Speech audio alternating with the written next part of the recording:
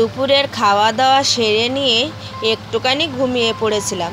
আর এই যে এখন চলে এসেছি কাপড় চোপড়গুলো তুলে নিতে।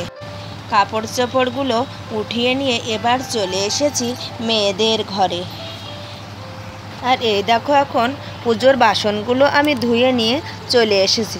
আর এর মধ্যে আমার বেড গুছানো এবং বইয়ের তাকটাও গুছানো হয়ে গেছে। তারপর টিউবওয়েলে কয়েকটি থালা বাসন রাখা ছিল, তা সেগুলো ধুয়ে নিলাম।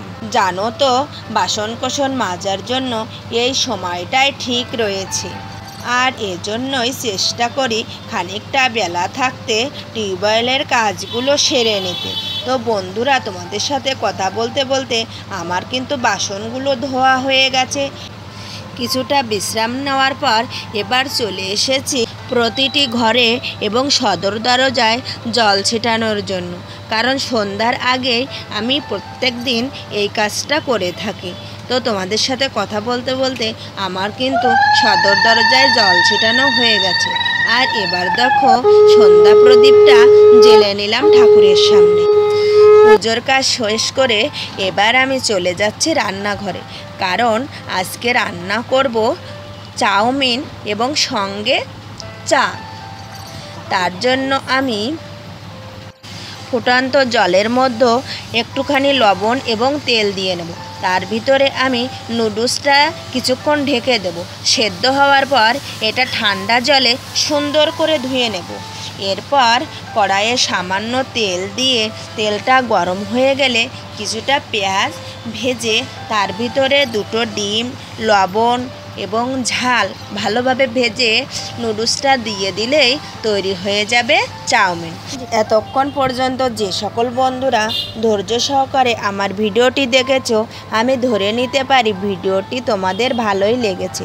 আর যদি আজকের ভিডিওটি তোমাদের ভালো লেগে থাকে, প্লিজ ভিডিওটিতে একটি লাইক ও একটি সুন্দর কমেন্ট দিয়ে জানাতে পারো।